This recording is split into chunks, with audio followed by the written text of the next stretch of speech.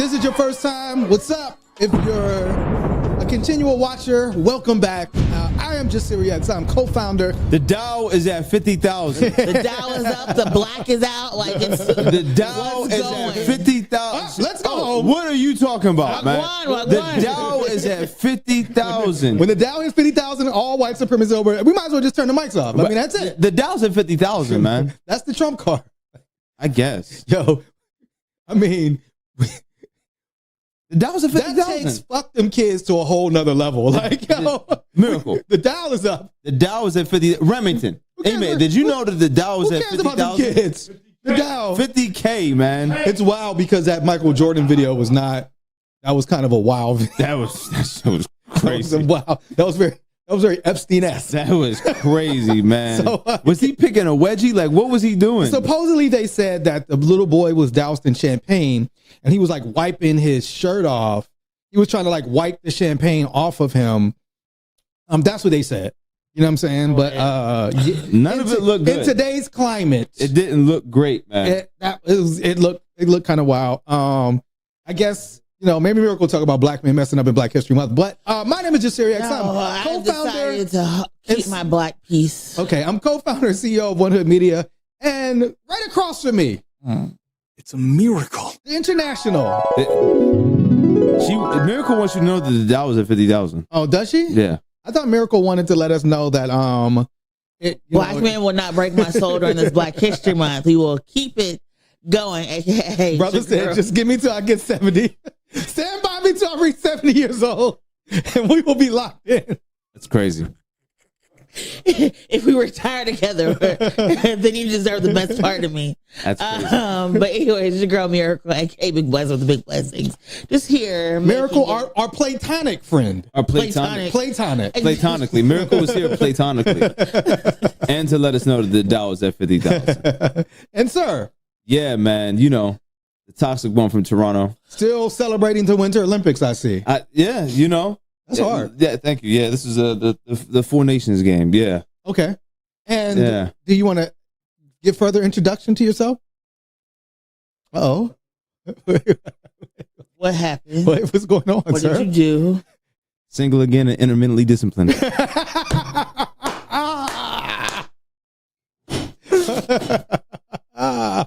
Really now? Look at Miracle. I tweeted this out. I pledged that I would not meddle. And the moment I pledged that I would not meddle in people's lives, everyone decided to live a life that deserved my meddling, and the fact that I cannot meddle. Wow. I cannot meddle. And that's why I need Ramadan to start so I can just clock in and be like, no meddling. I just like, okay. Yes. Leave it to God. Listen, it's not my business. Yes. Wow.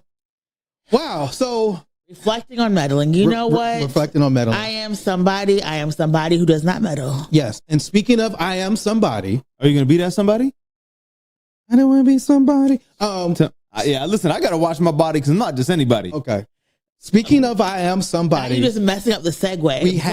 We have sad news to report. Yes. This morning we learned, and we record on Tuesdays, of the passing of Reverend Jesse Jackson, a civil rights icon. Run, Jesse, run, man.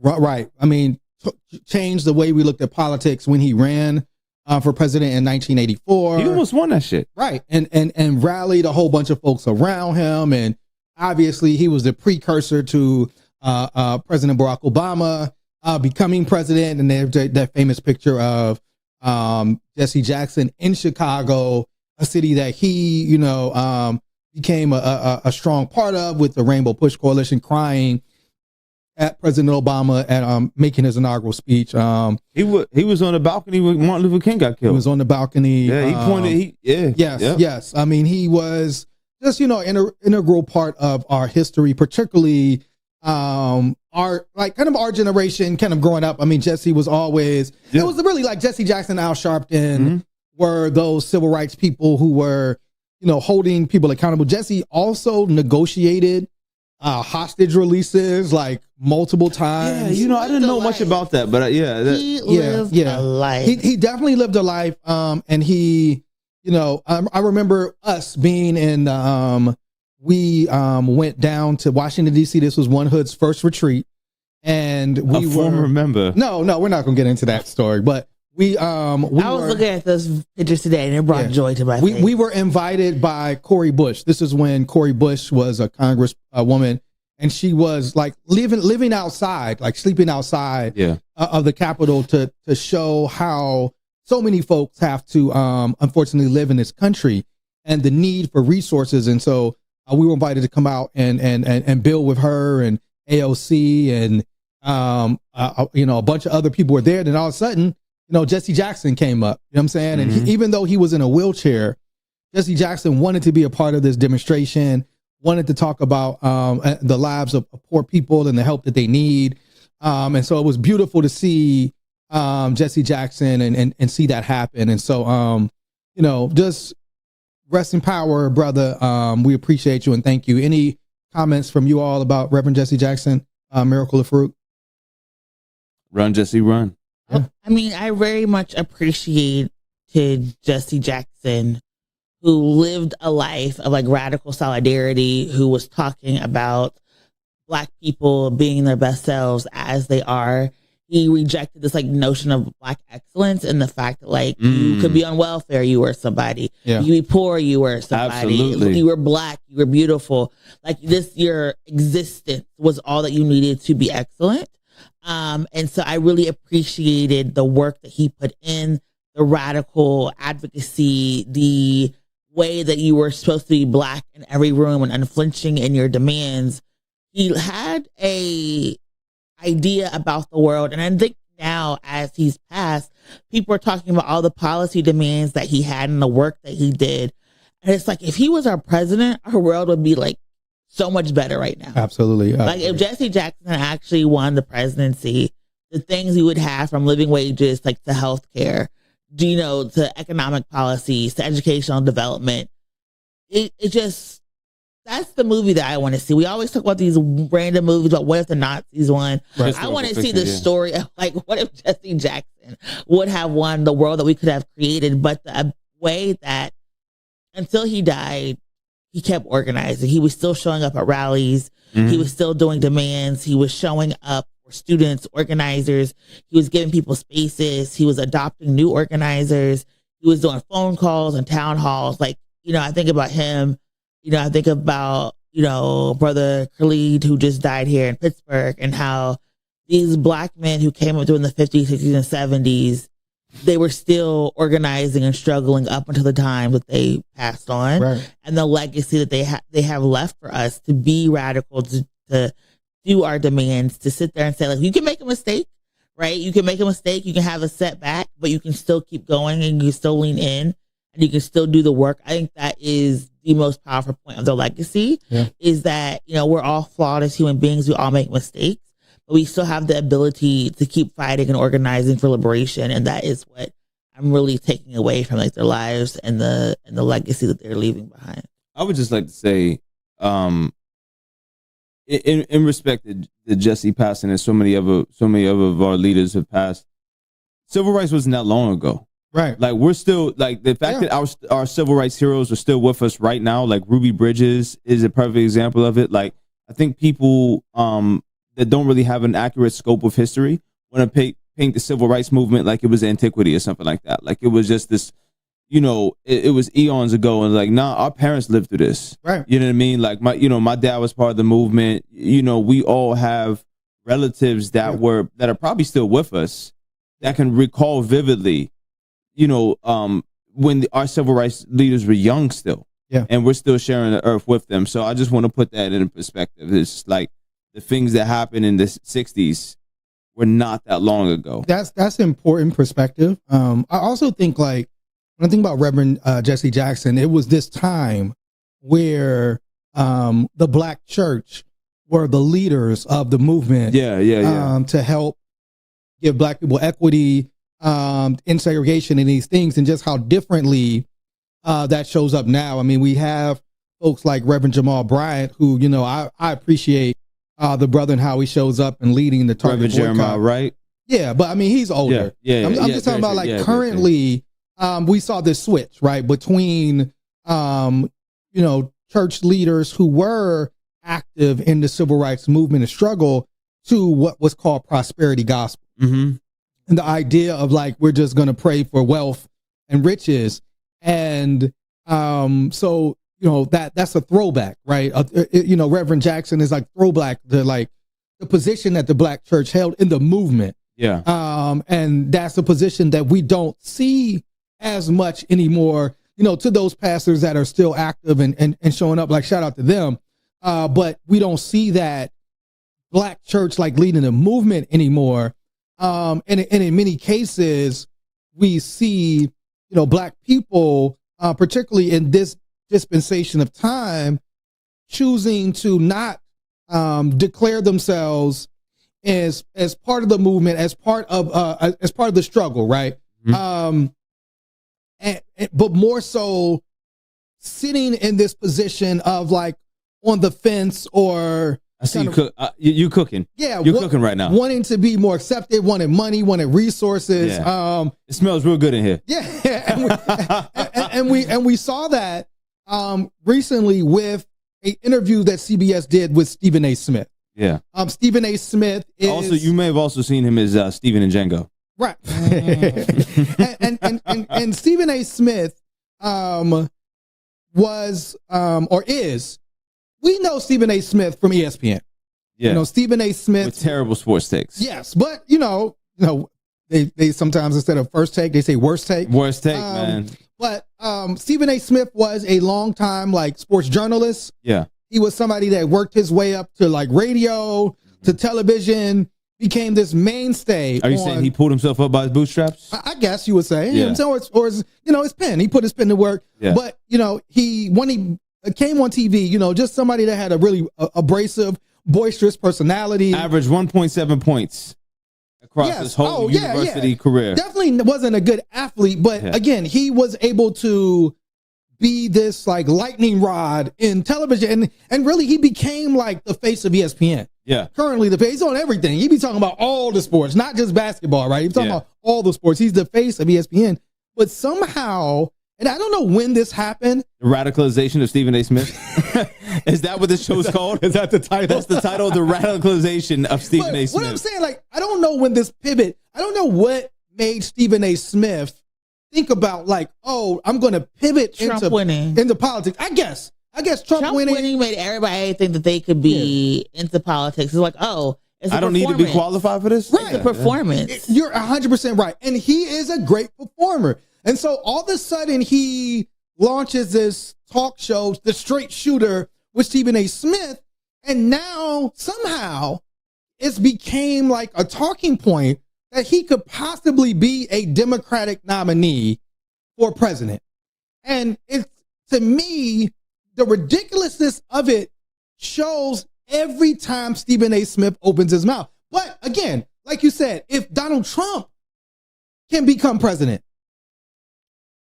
why can't Stephen A? You know what I'm saying? Stephen A. Smith is like Eric Adams and Jason Whitlock had a baby. Right.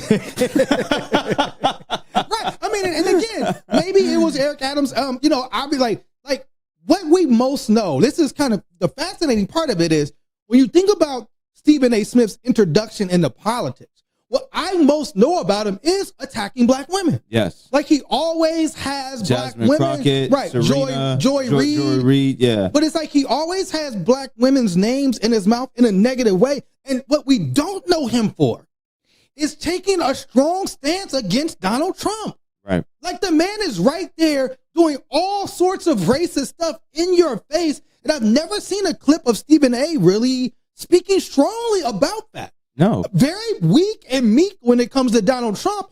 But when it comes to black women, I mean, this dude got his whole full chest out. You know what I'm saying? Like when it's Donald Trump, it's when LeBron stepped to you. Of course. Yeah, he was real. Yeah, it was different. It was spooky out. Right? Yeah. But when it's women, now you got your whole chest out, which I also find interesting and telling. So Stephen A. Smith was asked about, I guess, what he would do when he was president. Did you want to play that clip for us, Farouk? Make no mistake about it. We wouldn't have a border crisis under my watch. Hell no. We wouldn't have this crime that exists in the streets of New York, you wouldn't hear about me saying defund the police. We ain't defunding any police. I'm calling 911 when there's a problem. I know you're calling 911 when there's a problem. I'll be damned. He picked his phone up when LeBron stepped on. There's going to be more. That's me. I would focus on a flourishing economy and making sure we did everything we could, because I believe when you have something to lose, you know how to behave. When you have something to lose, you know how to behave. If you have nothing, you have nothing to lose. Nothing to lose. And as a result, you're willing to tear down anything, even if it's America, because you feel betrayed by a country that's supposed to be looking out for you and positioning you to thrive instead of wallow in misery and suffering. So, of course, I would pay attention to the economy. I would pay attention to all of those things. Okay. That was so many things. I could take the show to basically dissect how wrong he was on so many levels, but I've been doing a lot of talking. Farouk Miracle, what is your response to Stephen A saying he wants more police and obviously like more people at the border? Stephen A. Smith, first off, what he said was classist and tone deaf, and just the entire interview itself was just factually inaccurate. Yes. He is leaning into the personality aspect of it. I believe Stephen A. Smith is a smart individual. Yeah. I believe he's a smart individual. Yes. Right. You don't get to where he is in a field where journalism was still respected without having some type of meritocracy and intellect to you. Right. I believe this is a grift. Yeah. Because to get there, sometimes, I don't even know what meritocracy means, but you do. Intellect. Yeah. Sometimes you also got to have them knee pads. That's a fact. And I feel like Stephen A has a very comfortable pair of knee pads. You notice that he ain't got no facial hair no more. Why do y'all always do that? He said it need to be smooth. Why do y'all always do that? He can't chafe nobody's delicate under regions.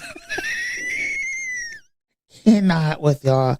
I just think the problem with Stephen A. Smith is that he does not know if he wants to be a Republican or a Democrat and is trying to toe the line because he doesn't understand where the pulse of the country is going. You said pulse. So he is coming after Jasmine Crockett. You said pulse and coming in the same sentence.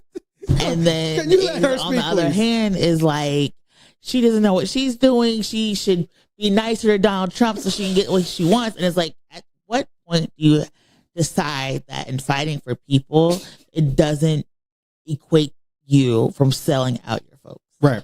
And the ability to hold people accountable. We talk about having more police, but then also talk about an economy. If we have a strong economy and our communities have the resources, it is. Then we don't need the police. If we're talking about people who have been failed and disenfranchised by government, what type of economy are you trying to create? Are you trying to create another extractive economy that sees people being robbed of their labor and of their resources? Or are you trying to have livable wages? Are you trying to have places that can afford things? Or are you trying to hoard wealth so you and your friends can exploit people and have profits that are for prison? What type of economy are you trying to provide for people? Because I think also we're seeing a lot of people get involved in politics right now, a lot of billionaires, because they are trying to ensure that they don't have to pay taxes. They're trying to ensure that an economy is not one that is fair for folks. They're trying to make sure that they can have, trusts and monopolies, and they don't have to pay taxes, and they can have, a tax haven here and a tax haven there. So when you ask why are these folks getting involved, a lot of these folks are getting involved so they can keep being rich and keep exploiting people. So that is, just my take on Stephen and what he is doing in this moment. He's a black person who is so happy and so pleased with himself of being the only black person around white people. Yeah. And he has another clip we're about to play where he makes just extremely panned and awful statements about racism, right, as if you didn't predicate a lot of your early years on ESPN talking about how difficult it is for black athletes with white coaches and these white GMs and white fans. So I think you touched on it. There's an economy for being that black person. Yeah. That becomes like a translator to white people. Mm-hmm. about like what blackness is, but also kind of represents some of those stereotypes at the same time. Yeah. So again, like clearly Stephen A. thrives by being like the only black person in the room, right? Absolutely. And a lot of times you have black people that get into position that want to be the only black person in the room, right? Right. Yeah, singular black nigga. Yeah. Instead of opening the doors, like, you know, like saying like we could argue like we talk about a Jesse Jackson, somebody who wanted to open the doors to other black people. You do have some black people that get into that room and close the door, and they don't want another black person in there because they want to be that face, right? Mm-hmm. Remember, I mean, this was Stephen A. who was critiqued during the conversations around Black Lives Matter for having a less conscious take than his white co-host. Yeah. People actually said his white co-host had more of a conscious black-centered take than Stephen A. Smith. But this is the thing. So when Stephen A. Smith says, when I'm looking at the police and I want more cops, again, but Stephen A., when you look at where crime is being reduced, in communities where crime is being reduced, ironically, where black men are mayors and making these decisions, more police is not what's reducing crime. Absolutely not. What's reducing crime is actually more investment in the community. It's actually the idea of defund the police. Of course, you don't like that slogan, but the idea of instead of making more billions and putting more cops, taking money and putting resources in the black community, that's actually shown time and time again that brings crime down. And that the idea that you're going to just flood the communities with police does not bring crime down. Secondly, when you say, oh, a thriving economy, if people have more to lose, if they have money and more to lose, then they're not going to attempt to tear down America. Then what the fuck are we seeing right now in our face, Stephen A? We're seeing a billionaire class of sex trafficking monsters tearing down democracy right in our face. Donald Trump is a billionaire by all accounts, made $1 billion his first year. So the idea that if somebody has money or resources, that they're not going to commit. We're watching crimes happen in our face every day. We're watching this man build his own illegal police force and terrorize countries or cities across our country. Mm-hmm. So what does that mean? What do you say to this billionaire? Look at all the Epstein files. What are they doing? Are they tearing down the fabric of this country? Would you argue that? So again, this is just this backwards thinking that has there's no like factual thing upholding it. You're just saying what you think people want to hear. And you know, like, oh, most of the people you're talking to don't read, don't study, don't write. So again, it's just like, not only is it a terrible take, it's absolutely wrong. This man is wrong. Yeah. And so we're going to turn the country over to you because you got a personality? I think that's what he's asking you to do. I don't know what makes Stephen A. Smith make me yell. Do you want to play the next clip? Yeah. Let's keep going. Yeah. Worry about racism if he ran for president? No. I know it exists. I know that you can't escape it, but I do not believe it is as prevalent as some on the left would like us to believe. I do believe a vast majority of Americans judge you on the content of your individual character. Can you pause that? Can you pause that? I think a lot of people in America. Does this nigga have a TV set and an internet connection? You have an entire federal enforcement division that is.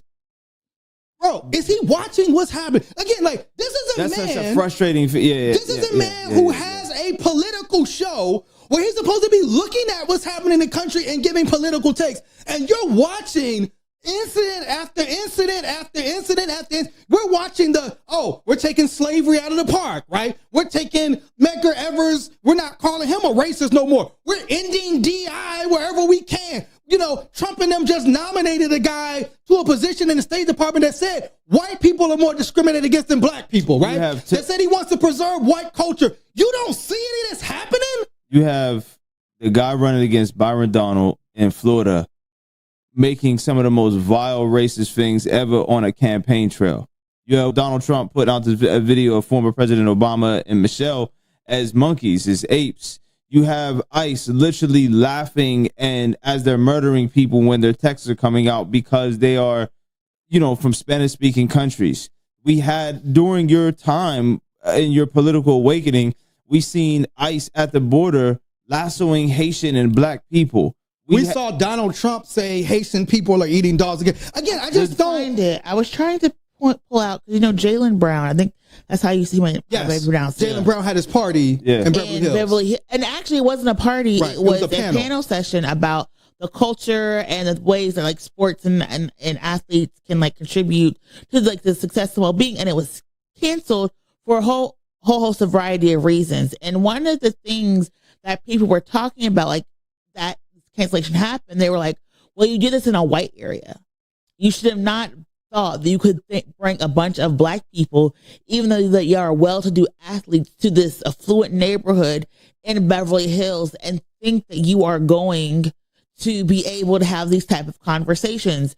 And there was a whole bunch of back and forth on social media where people were basically, we don't want black people in this part of Beverly Hills. Yes. And that was the opportunity for Stephen A. Smith to talk about like, okay, yes, racism is happening. Yes, anti-blackness is happening. But at the end of the day, when you have a good policy, people will vote for you. Because there was, I believe it was a New York Times profile of Obama voters where people were literally like, who are we voting for? And we're voting for the N-word slur, right? They were like literally saying like they were voting for Obama while disparaging him and dehumanizing him.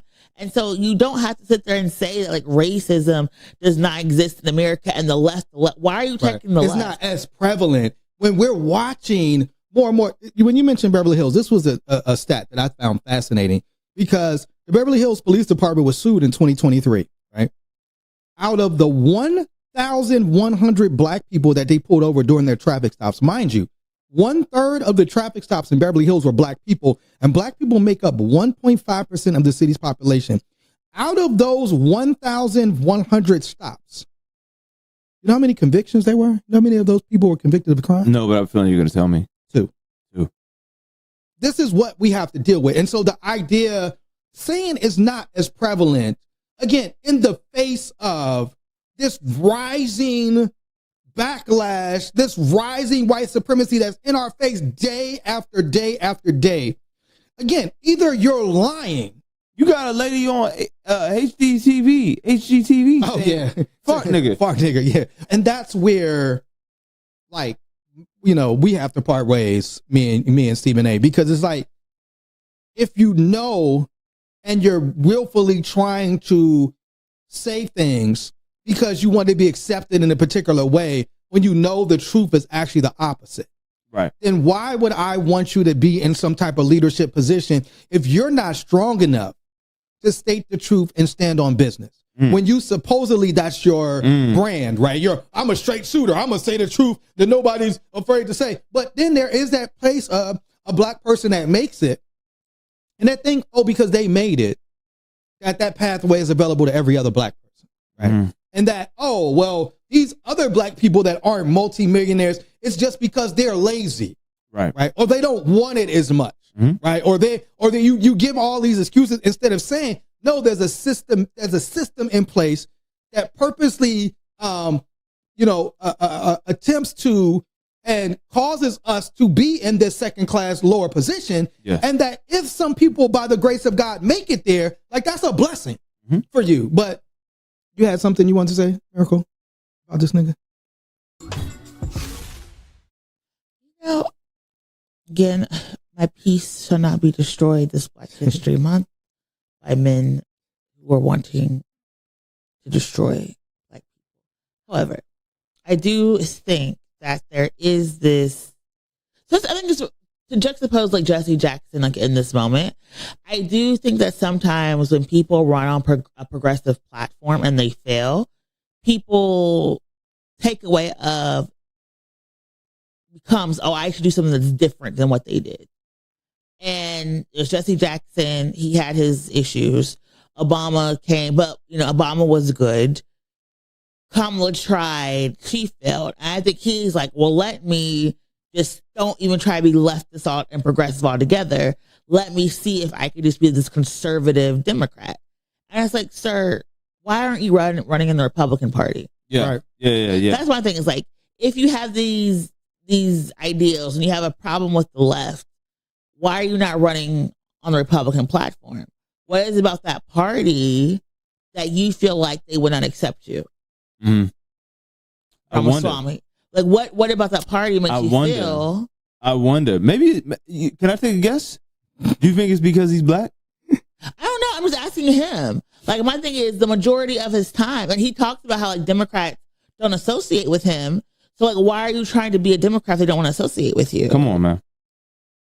Stop go with the people who love you. Yeah, I mean, go bloom where you were planted, beloved. Go ask Vivek about that Republican Party, right?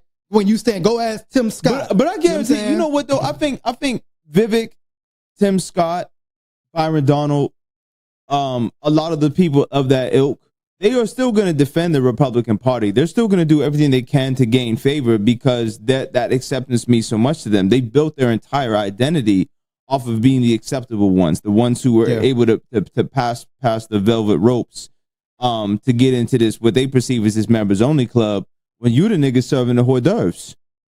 It's not like they're listening to you.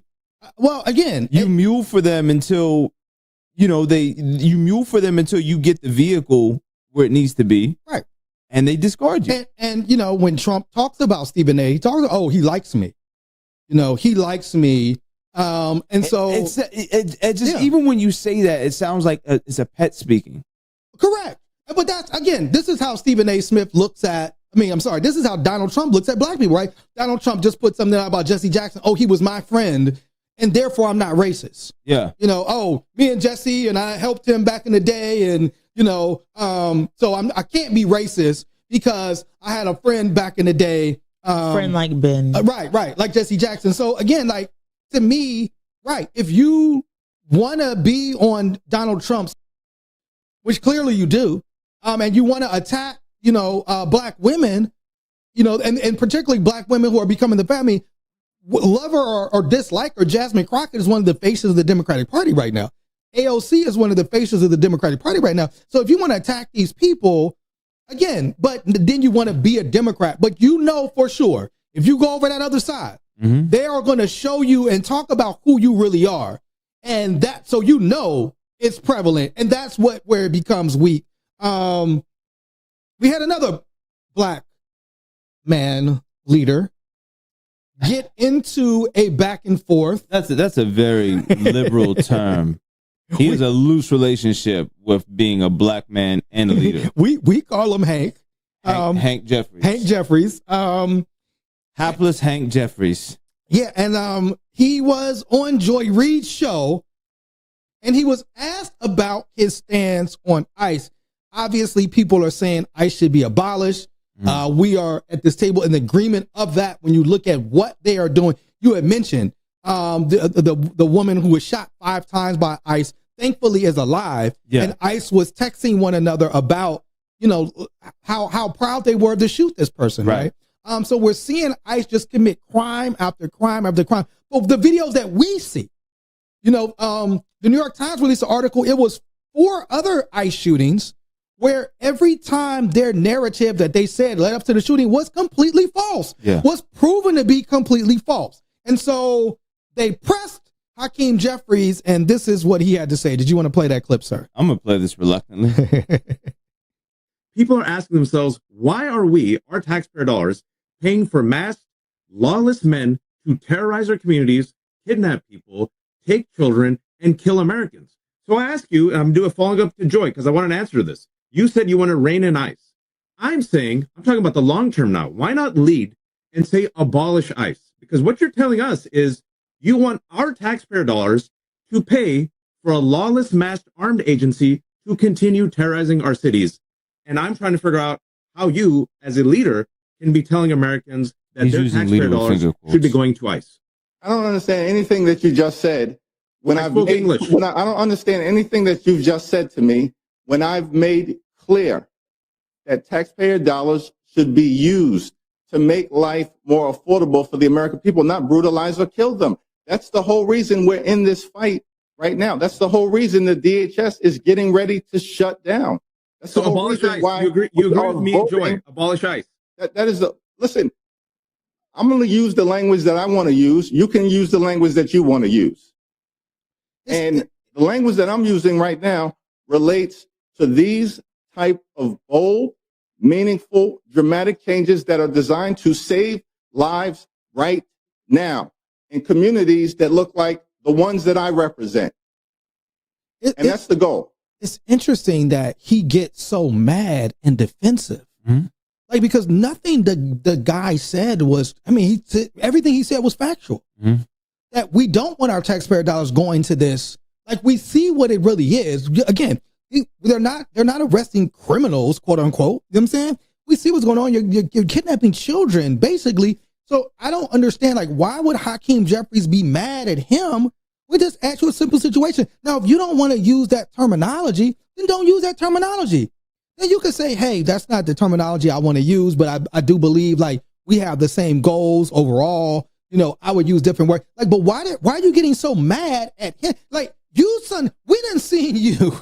It's Apex Shakur. Like, you know, he's relying on that alliance. But what I'm saying is, you had more smoke for this man than when we've ever seen you have for Donald Trump. Yeah. I've never seen you, like, challenge Donald Trump or challenge these Republicans. Because it's a brown person he's speaking to. That's why. Like, it's him saying, but no. Let me say this. Him saying, I don't understand a word you're saying to me. And that's why Wajahat said English. Yes. Like that, because he's throwing shade at him just that way. Just him being a brown person and saying, I don't want to say abolish ICE because people like you are who ICE is coming after. Right. They're not coming after me yet. Yeah. So him creating this narrative to where there's still a buffer between you look like an ICE victim, I look like a police brutality victim. He's still trying to create some type of distance and schism between black and brown communities. I mean, I thought that was a calculated approach. I think it was calculated. What is he going to say? Like, I can't abolish ICE because I failed to introduce and support comprehensive immigration reform as a member of Congress, and it's Congress's duty to pass comprehensive immigration reform that would basically put ICE in the unemployment office. What is that? What you want? You want a man to take accountability, Farouk? Oh shit! Is that what you're saying? Oh wow! You're saying you want a man to take accountability for his shortcomings? Does he have to be? Hakeem Jeffries still has 20 years before he can take accountability. He got to be 70 years old. Like, I mean, and I think that's what people forget about all this conversation about ICE and ICE out and DHS is the United States' responsibility for immigration and immigration enforcement ultimately lies in the hands of Congress. There you go. Who can pass legislation that can determine how people can and cannot come into this country, and pass legislation that can determine how people are able to get documents, can pass legislation that will prevent the destabilization of other countries, because we're living in the reality where you have Marco Rubio talking about destabilizing Cuba and Venezuela and Iran and parts of Africa and parts of the global south. Literally was just in Munich talking about, like, white countries of the world unite, literally is arguing this. And we are over here being like, why are people in our country? At the end of the day, people would not have to seek refuge in the United States if we stop making them refugees. Like, I do not care about whether people are here legally or not. If we don't want this crisis, we need to actually have open borders. We need to have the free movement of people and the free movement of economies, and have a better way to engage folks. But when you just want to drop bombs or steal people's oil, you're not going to be able to do that. Right. And so, like, I think it's ridiculous. I'm going to call him Apex Shakur. I just think Hakeem Jeffries and I think he and Schumer are the worst leaders that we have for this moment. Right. I feel like they're almost obstructionists in a little way, and they're serving the system, right? They are not serving people. They are serving systems. Yes. They are literally trying to get along, because Hakeem wants to be like the first black speaker of the House. Correct. And, you know, Schumer has basically said he's not leaving because he feels like if he, resigns, his life's work is going to go away because people are not where he's at politically anymore. Right. And so we have people who are serving us at the highest levels in office who are not there for us. I think that's such a great point, serving systems, not people. And it is really, again, this is the type of politician that Stephen A. wants to be, right? You want to be the centrist Democrat, which is what Hakeem Jeffries is. Like you said, like, they asked him about funding from AIPAC, and he was like, people should be able to fundraise how they want. And he kept going on about like the average fundraising amount people donate to him is $27, but you've gotten almost $2 million from AIPAC, right? Mm-hmm. And obviously that money is going to come with a system that folks want you to defend. I mean, that's just the reality of it, right? So, any lobbyist that's going to come to you and give you that amount of money is going to come with conditions. Mm-hmm. And Hakeem Jeffries, like you said, and Chuck Schumer are both individuals that want to try to play. They want to be fence sitters. They want to you want to try to be I want to try to be just radical enough to where there's reforms, but not real changes, right? That's what's Cory Booker, right? Oh, we could just give ICE agents training and cameras. Well, how did that work for police brutality victims? You know what I'm saying? Training and cameras are not going to save us, right? So the idea of actually taking money away from this failed experiment, failed to the point where people are dying, children are getting, I mean, this is crazy.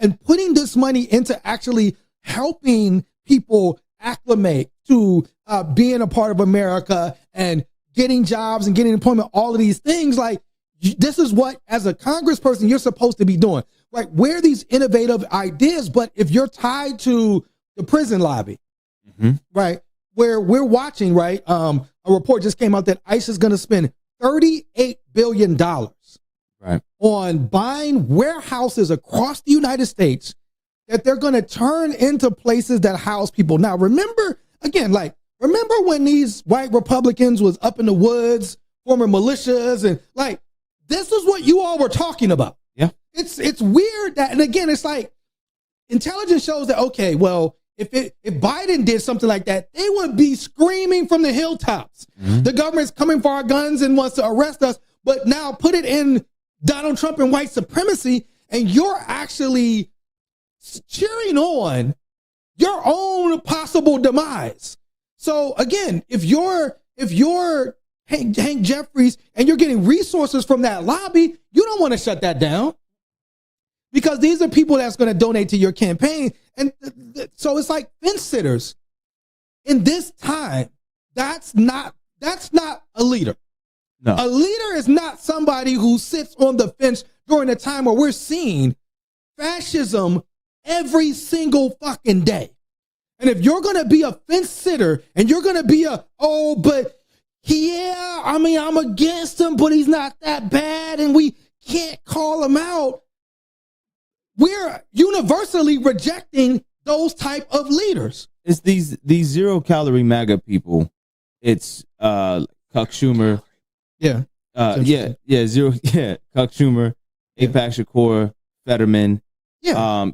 All of these people, like Miracle said, are serving the system. But and I've said this multiple times now, I believe that they all voted for Trump. Yeah. I believe, they benefit directly from Trump's policies, which is why they're so reticent or sometimes just oppositional about speaking out against him. Yeah. They refuse to. They allow them to just, be walked over and made, jokes and humiliated in every media modality. Trump attacks these people. He made fun of Fetterman's stroke. Yes. And what did Fetterman do? Well, why don't you play the clip? I mean, John Fetterman was on some, whatever podcast, I guess we'll have him. And he is touting. This is what Miracle said. What type of leaders do we want now? Yeah. And now we need people that are willing to stand up to fascism, that are willing to say, no, the direction that we're going is completely wrong.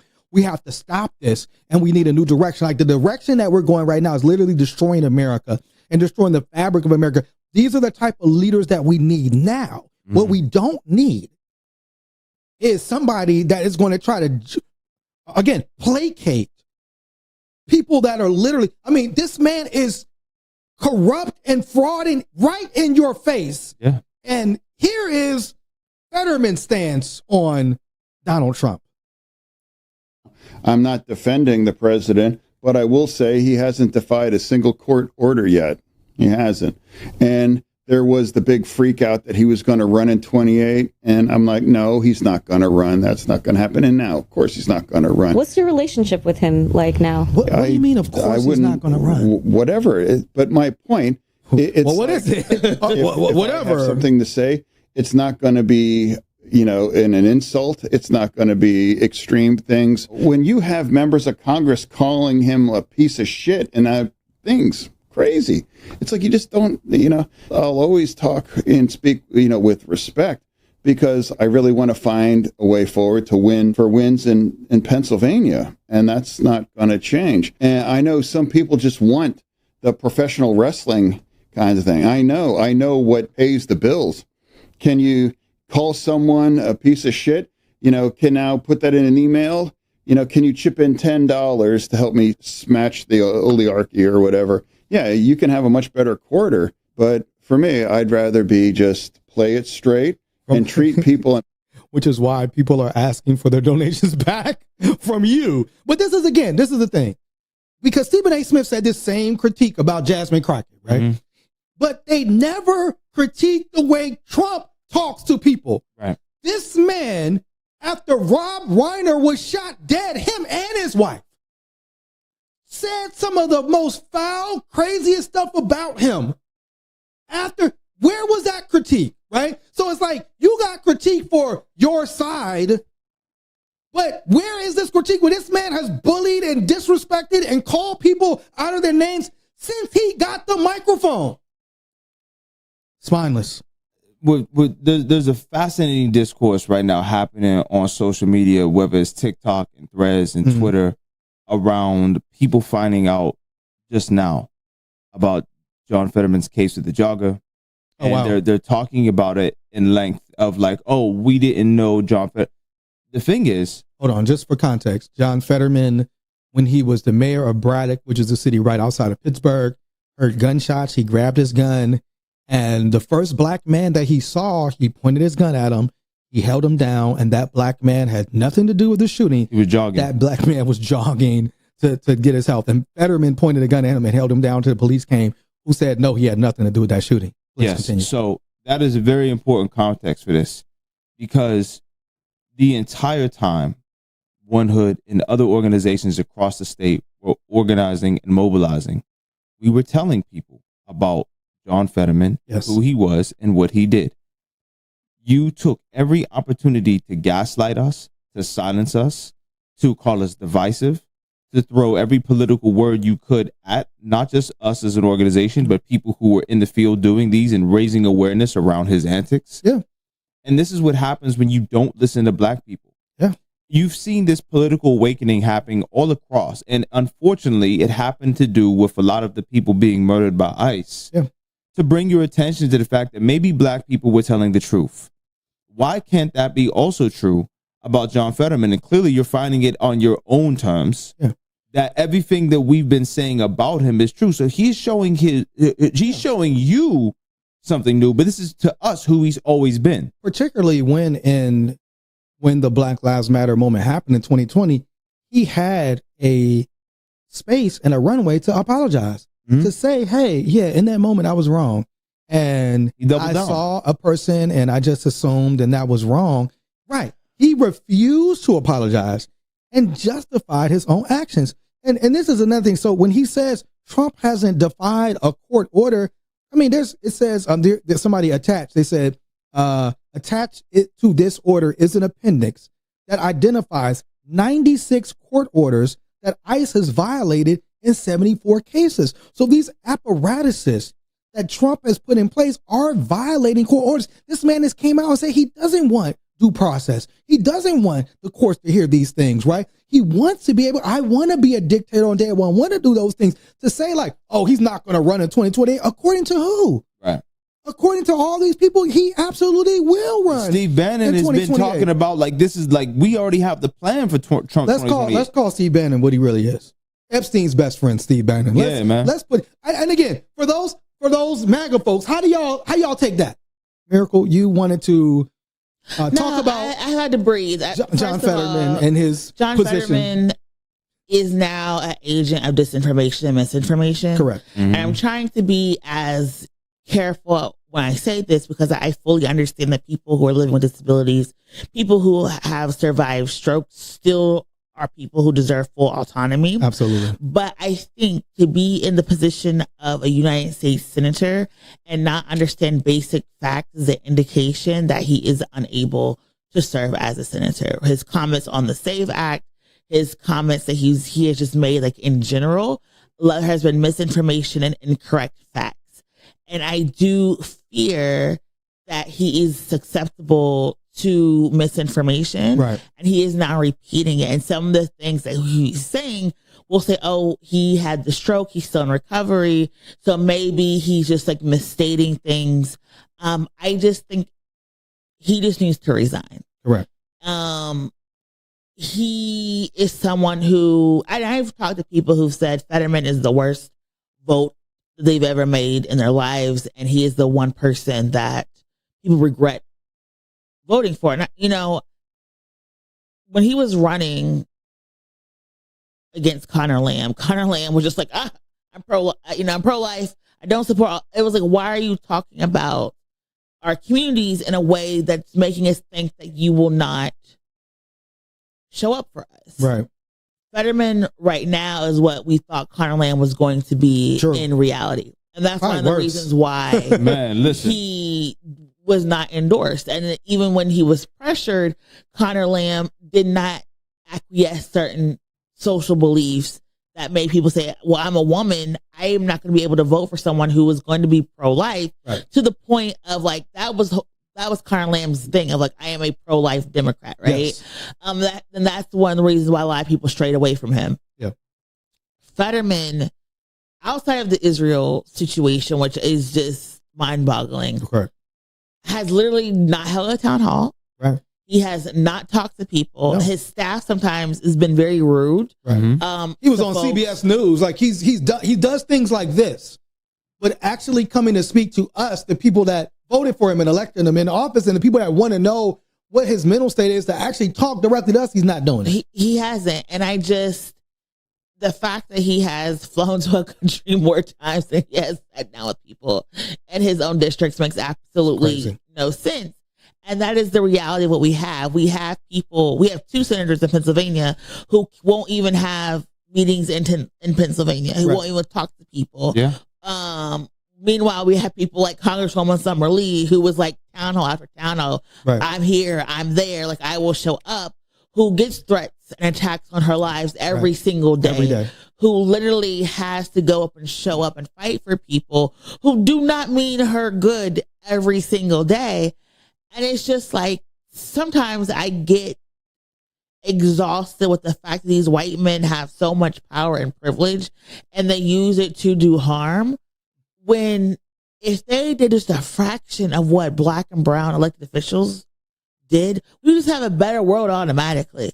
Like, you know what I mean? If you just do like one piece of legislation and you could pass it, and no one would care because like you are a vanilla white guy. Like it's just like, you could do all of the things. You could fight for all of the things, and you decide not to. You decide to serve militaries. You decide to serve corporations, and you decide like crypto. Like it's just like, bro, like why? Like, and my thing is like, Fetterman was like, I don't understand why people don't support voter ID and all this type of stuff. But at no point did he say, and you know what?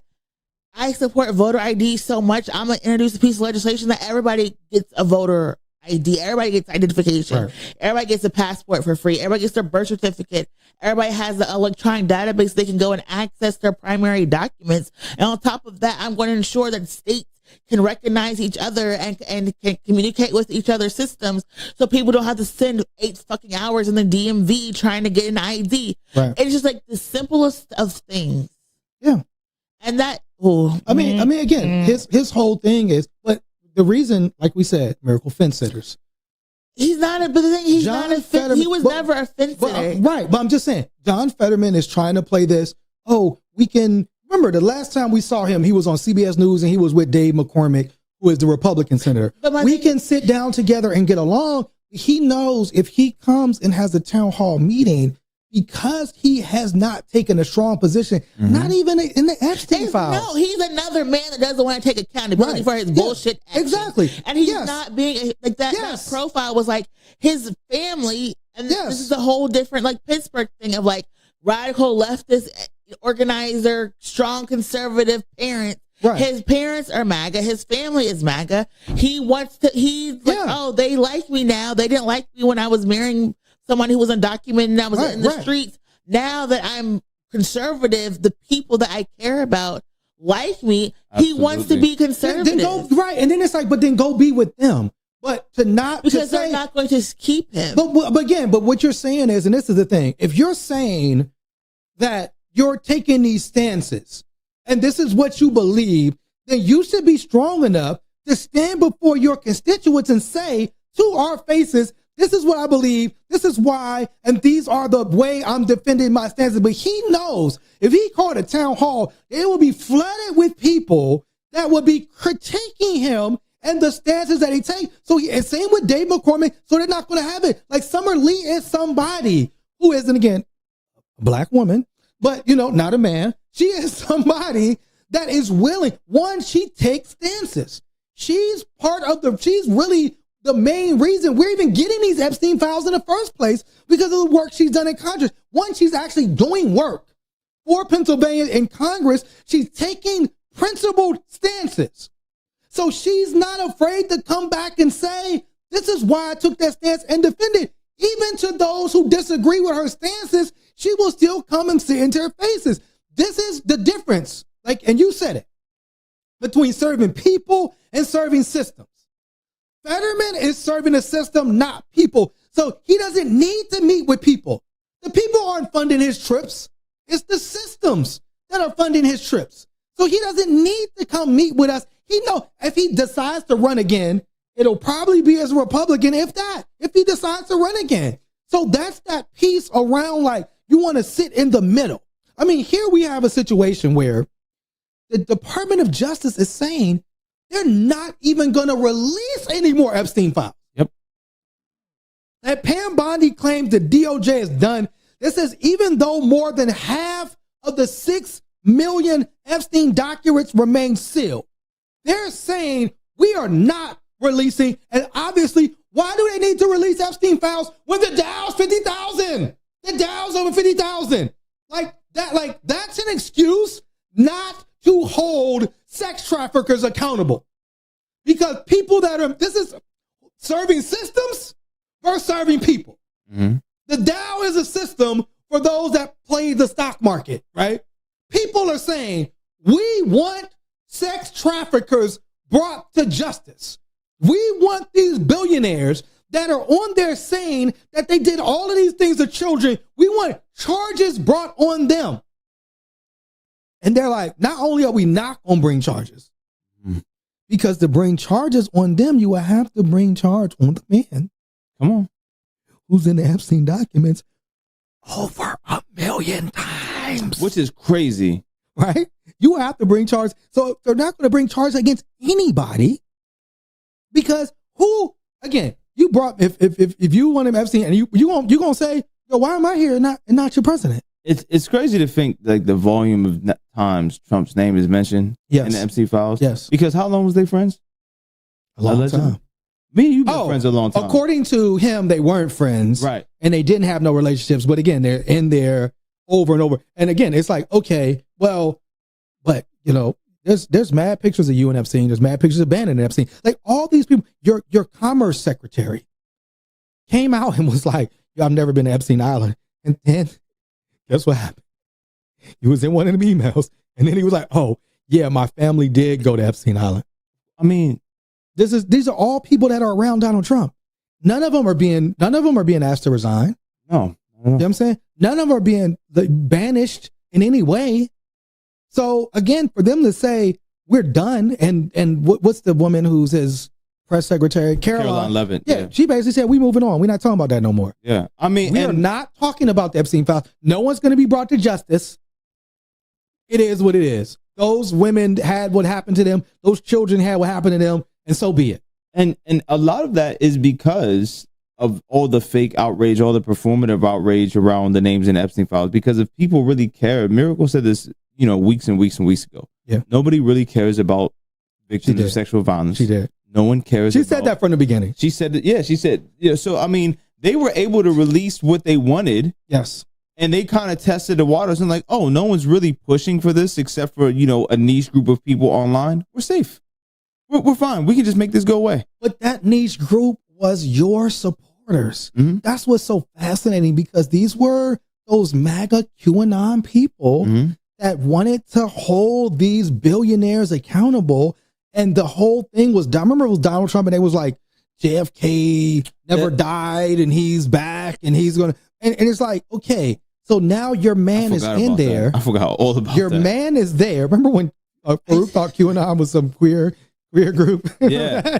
Hey, I learned that it wasn't. I think that what we've seen from the Epstein files is that not only so many people of the Epstein class were like pedophiles, yeah, but they were just willingly supporters. They were like, yes, we know what you like. Yes. And we're going to get you what you like so you can help us. And to release the Epstein files is to say that so much of what we know in society is predicated upon the and assault of children. Yeah.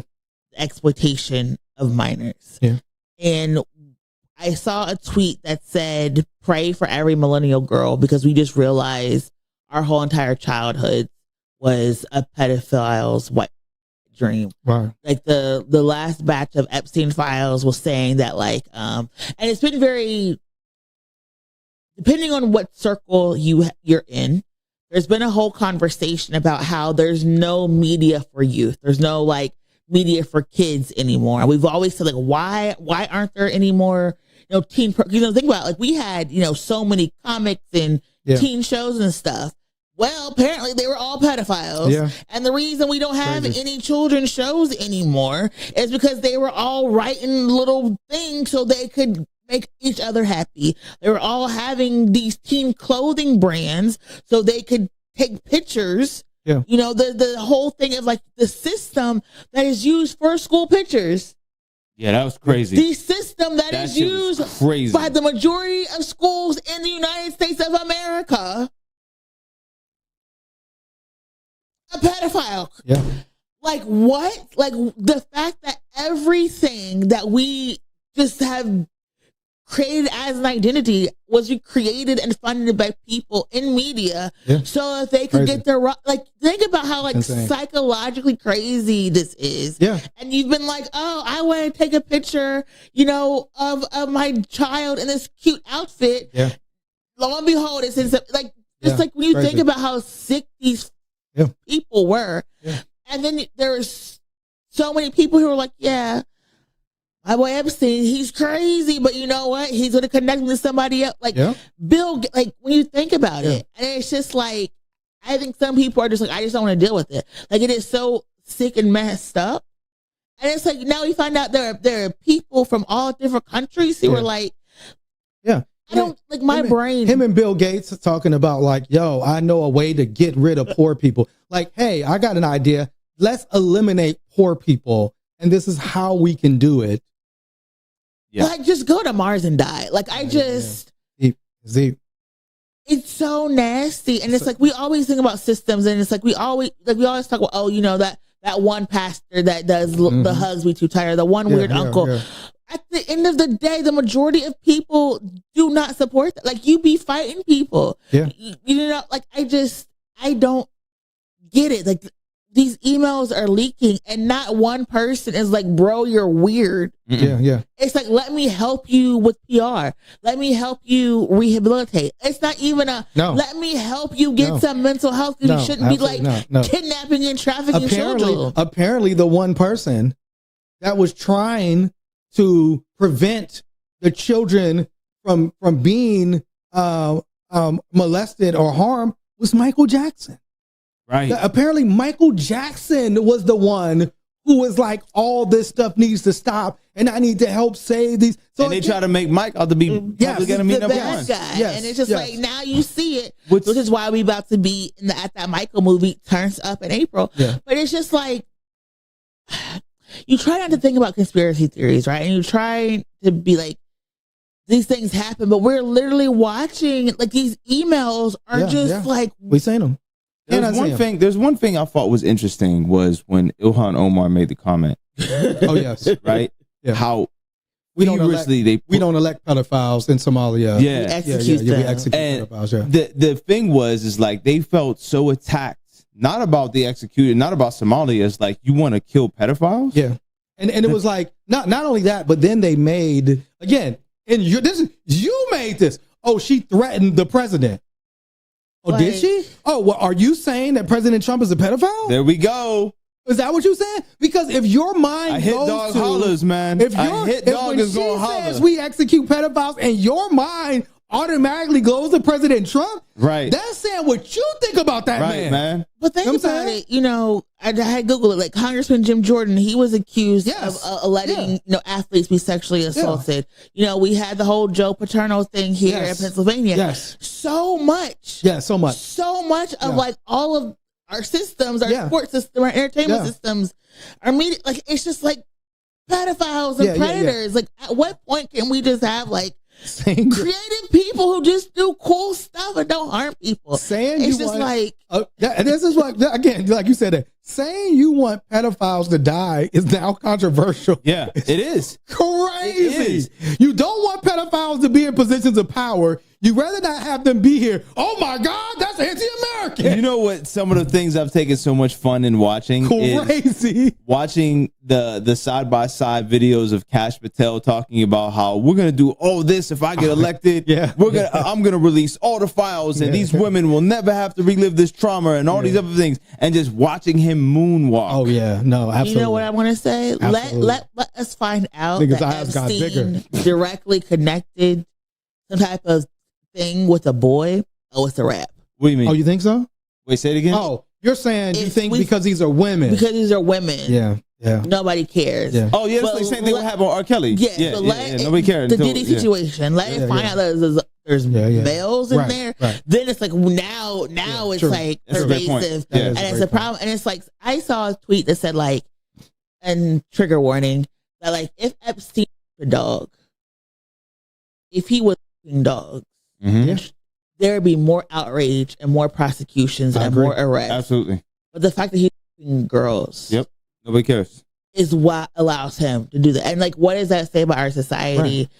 You know, when we know that animals are going to be treated better than the women and girls. Just think about what happens if you attack a police dog. Yeah, somebody made this comparison, and it was spot on. Somebody said people had more smoke for Michael Vick fighting dogs than people in these Epstein files.